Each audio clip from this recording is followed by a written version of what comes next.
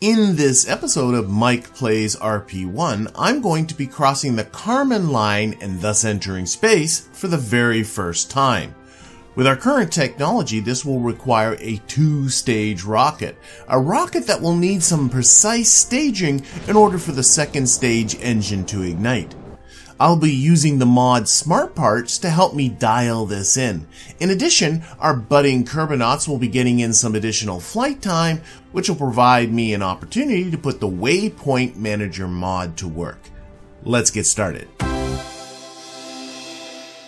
Crossing the Karman Line requires reaching an altitude of 100 kilometers.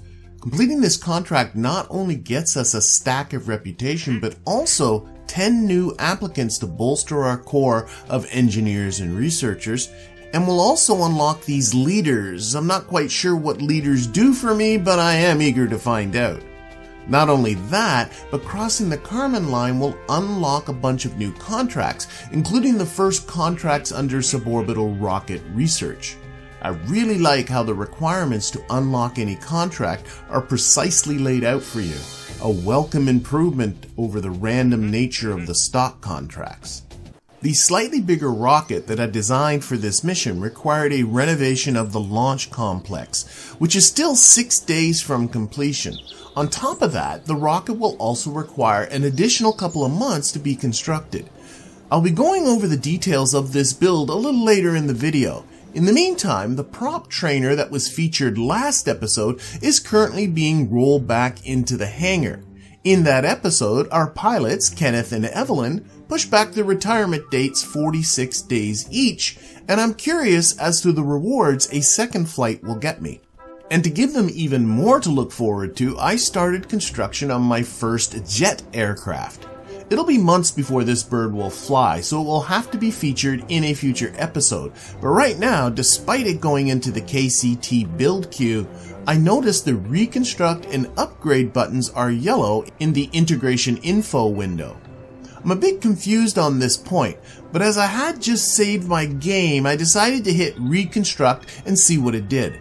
I was very glad I saved, because soon thereafter the time warping stopped with the message that I had insufficient funds to continue the construction. Turns out reconstruction is very expensive, but upgrading is not.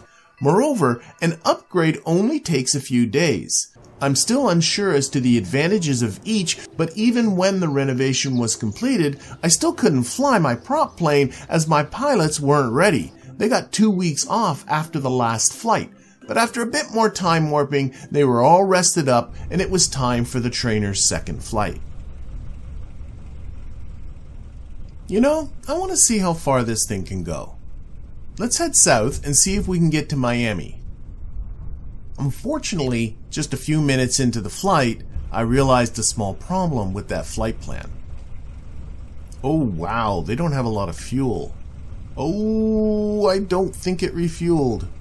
I think this thing took off in the same state in which it was recovered. Okay, there's clearly something I missed. After this mission, I'll have to figure out what I did wrong, but in the meantime, I'll watch my fuel and see how far I get. I'm once again using the cruise flight controller that comes with the AtmosphereAutopilot mod. It just makes these long cruises so much more pleasant. I'm playing around with what is a good cruising altitude for this plane, and finding anything around a kilometer or two gets me an airspeed a little over 100 meters per second. It is what it is. How am I doing for getting to Miami? Oh, there's no way. I'm already close to using up half my fuel. Yeah, it's time to turn this thing around and head home. And while we are heading back, let's take advantage of the Waypoint Manager mod to give us our heading back to the KSC. This mod is one of the ones I added and is not part of RP-1. I noticed that selecting the built-in KSC waypoint didn't work. Perhaps it's messed up because it isn't in the same place as it is in the stock game, but I found if I got into map view and clicked the launchpad waypoint, I could create a waypoint. Now if I open Waypoint Manager again, I can edit the waypoint I just created. And if I click apply and then select it, it appears ahead of us. But it gets even better. At the top, I have the distance to target an ETA, and a heading to the target. This information is customizable in the mod's settings. Let's change my heading in the cruise controller to that 351 degrees the Waypoint Manager mod is giving me. Alright, well, it'll take about 5 minutes of game time to get there. Slow down, you move too fast.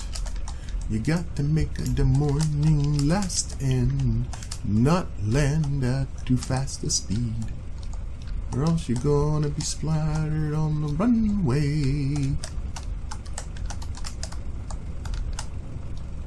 Get down, or else you're gonna run out of runway.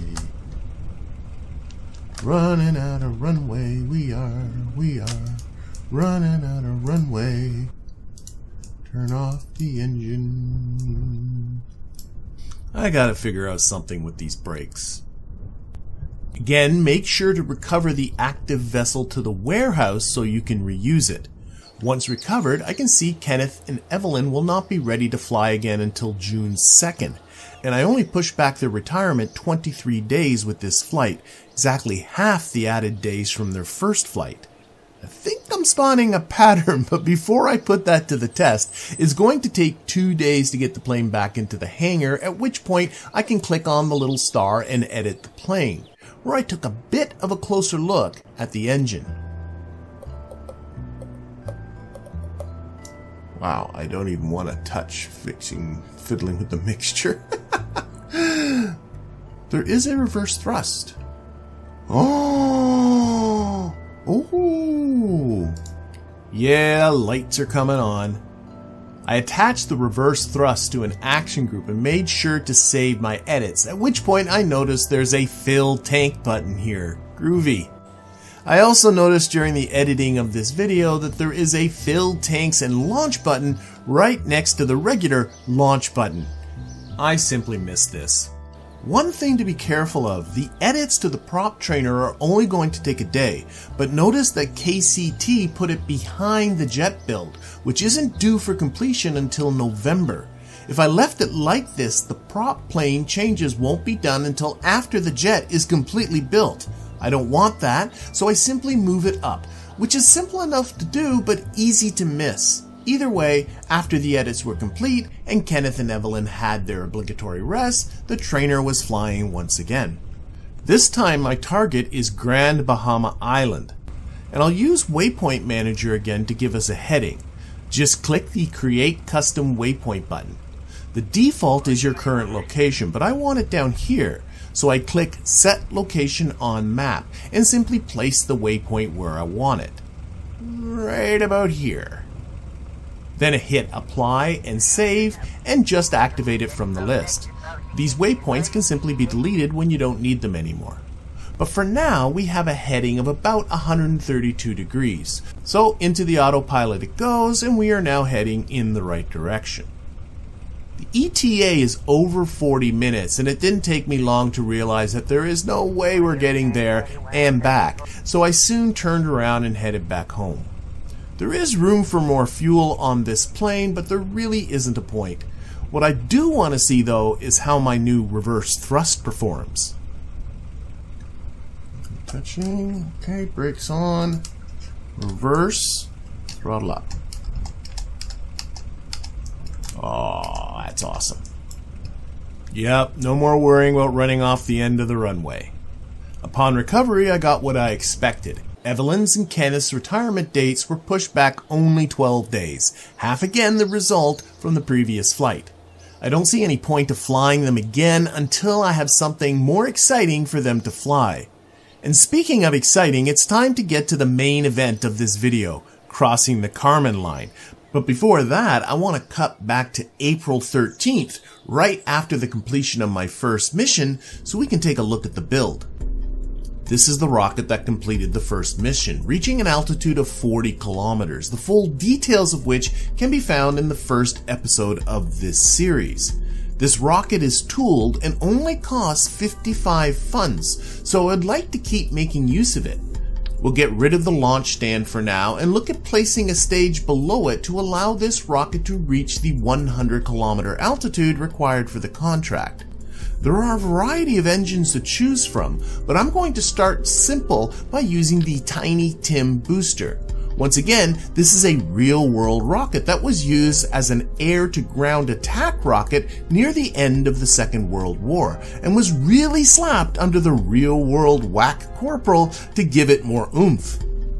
Looking at the engine stats, note the 133 kilonewtons of thrust, which is huge compared to the 7 kilonewtons produced by the Aerobee engine on the WAC Corporal. The throttle, of course, is locked, and the rated burn time is only 5 seconds. This was a missile after all. Clearly, I needed a coupler of some kind, and chose the hollow interstage to go between my two stages. This is a procedural part, so I brought the diameter down to 300mm to match the rocket diameter, but I also increased the length a bit. This is because the second stage engine is going to need to ignite before the first stage is complete. This is because the Aerobee engine on the second stage is subject to Ullage. What this means is that this engine requires a downward force to feed in the propellants. This force can be gravity, so in episode 1 it was just fine lifting off the pad. But once the Tiny Tim booster flames out, the rocket is in freefall, and when there is no longer a force feeding propellants into the engine, it won't ignite. Ullage is a factor in real-world rockets too, and the simplest solution to the problem is to ignite the second stage engine while the first stage motor is still providing thrust. You can do this manually, staging the Aerobee engine just before the Tiny Tim runs out, and then staging the decoupler to separate them. There is an ideal timing for this, so to help me out, I'm going to take advantage of the Smart Parts mod. This is another favorite of mine and is not part of the RP-1 package. What it does is provide a number of parts to add simple automation to your builds. Parts can be found under the Command and Control tab. Each part only weighs 100 grams and, as far as I can tell, are physics-less and don't affect drag. I'm going to start out with the DrainX-1 fuel sensor. What this part does is detect when a resource drops to a certain threshold, at which point it triggers an event. For now, I'll set this to trigger a staging event when the propellant hits 10%. Unfortunately, it should be on the booster, not the Corporal, but I'll realize my mistake before long. I'm then going to grab the AGT timer timed action group trigger. This part is triggered in the staging diagram. Once triggered, it waits a period of time before triggering another event. Let's set it to wait half a second, after which it will trigger another staging event. Although I'm doing everything through staging, you can also have them trigger specific action groups if you want. Finally, in the staging diagram, I put the AGT timer into the same stage as the Aerobee engine. The idea being that when the Tiny Tim gets to 10% propellant, the DrainX Smart Part triggers the next stage, which will activate both the Aerobee and the AGT timer. Then, after half a second, the timer triggers the third stage and separates the booster. At least that's the idea. Unfortunately, the DrainX is waiting for the fuel in the Corporal to get down to 10%. I realized my mistake after the first failure and moved the DrainX onto the Tiny Tim, where it automatically switched to monitoring NGNC, the booster's propellant. I could have moved the AGT timer to the booster too, but it'll work just fine on the payload as well. If you don't like the look of these, by the way, it's a simple matter to use the move tool to hide them in the body of the rocket. There then proceeded to be more failures and simulations than I would like to admit, before I finally realized that I wasn't turning on the throttle for the liquid-fueled second stage. There. That's what I'm talking about. And after finally getting my act together, I was rewarded with a bit of a surprise. Oh, it's almost there! That's not bad. I was really surprised to see my apoapsis so high. I was expecting this rocket to be an intermediate stage between the solo WAC Corporal and a final larger build, but when this iteration came less than 6 kilometers shy of achieving the contract, I became determined to get this thing into space. Let the tweaking commence. This started with the smart parts. I found that I could get the delay between the staging down to 0.2 of a second and the resource trigger down to 3% and still have the aerobee ignite and stage cleanly. Then came getting the mass down a bit. This started by turning down the mass strength multiplier on the fins, which I got down to 0.05% without having the fins rip off during ascent. I also turned down the vertical scale on the interstage to 1 without any ill effects. Indeed, this was the first iteration that got the job done. That's just a nose, just sticking my nose into space. Nice. But this margin is just a little bit too tight, so to decrease the mass even further, I made the fins smaller. The smaller the fins, of course, the less they weigh. But this time I went a bit too far as the rocket became unstable and spun out of control. So I simply made the fins a smidge longer and a smidge wider. Push things until they break, or else you won't know how far you can go. Also, not every failure is your fault. Random engine failures are part of RP-1. Here, the aerobee simply failed to ignite, and upon restart, it ignited fine but then failed before reaching the end of its burn. If you prefer, failures can be disabled when you start the simulation. You can get the failure stats of any engine by middle-clicking on that engine. Either way, upon the third try with this iteration, a success that even spawned my inner caveman.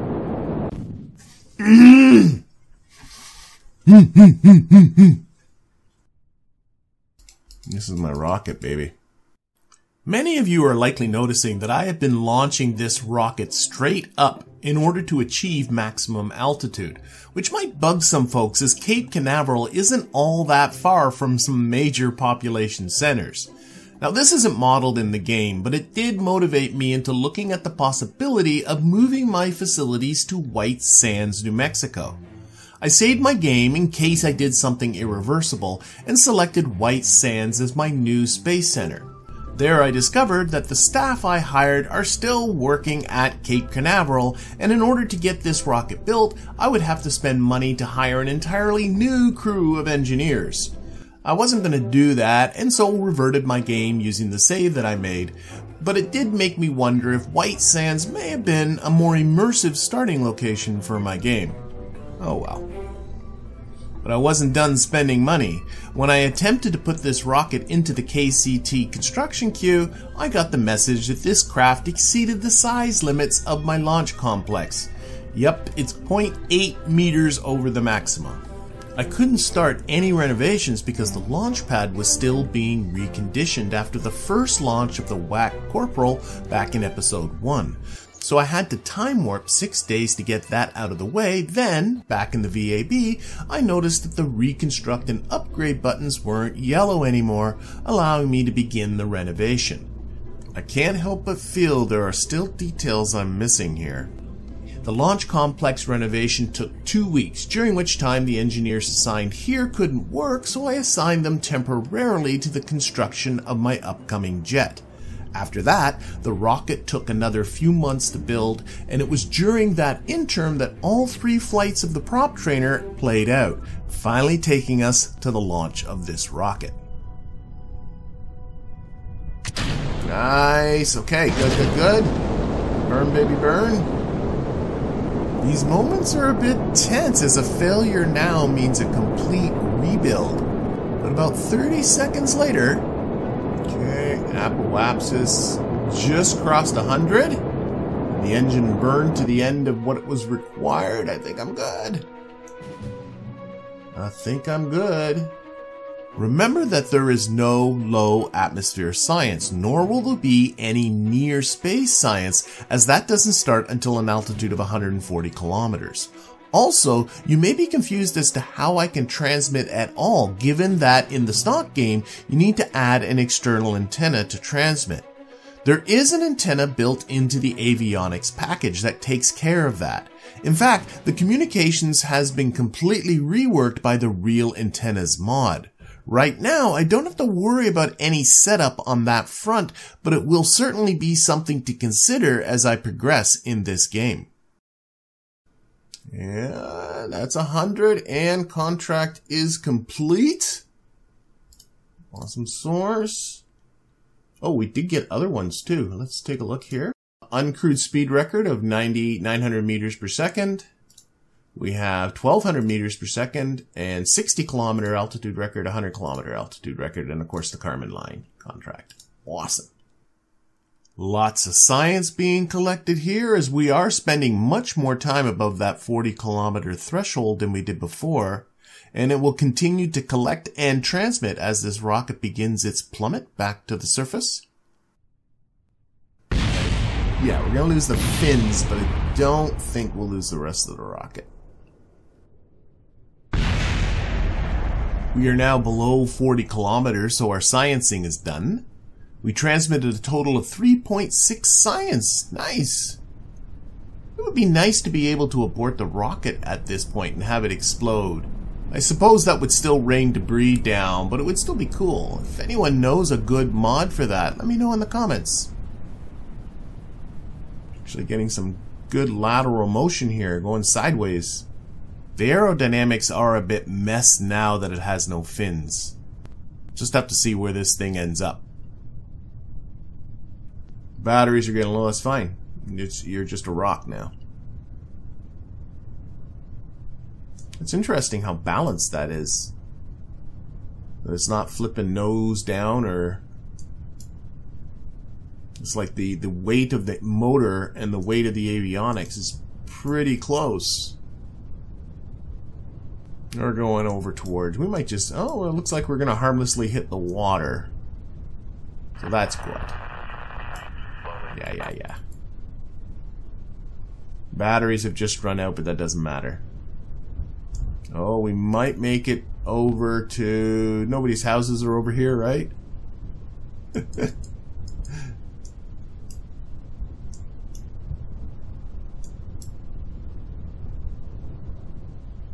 Yeah, we're gonna hit the shore here.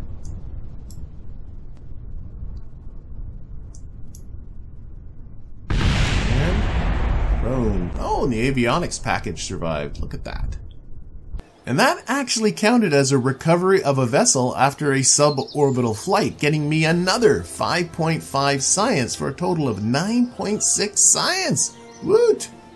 And we got coverage in the Space Gazette. Rocket reaches space. A WAC Corporal with Tiny Tim booster rocket has shot out of the atmosphere and into space on a mission of scientific discovery. For the first time, rocketry is not a weapon of hostile destruction, but an instrument to further our understanding of the universe. We are all hoping that as an age of world wars ends, an age of cosmic discovery will begin, and this flight marks the beginning of an era where the stars will seem closer and closer. Historical information. The first real-life rocket to do this was V2 number 3 on the 10th of May 1946. Launched from White Sands as part of the Hermes program, it carried a Geiger counter to measure cosmic radiation. The Hermes program combined scientific and military objectives, but still marked the first suborbital spaceflight to carry scientific instruments. Remember, the completion of this contract got me 10 new applicants to bolster our core of engineers and researchers. As well, in Mission Control, I have 8 new contracts unlocked. I've got some options as to where to put my energy now. And I've unlocked some leaders. I need to choose one of these 6 historical figures to be my new head of administration. Each of them comes with their own set of benefits. Got some considering to do, but I'm going to leave these decisions for the start of the next episode. I hope to see you then. Slow down, you move too fast. You got to make the morning last and not land at too fast a speed, or else you're gonna be splattered on the runway.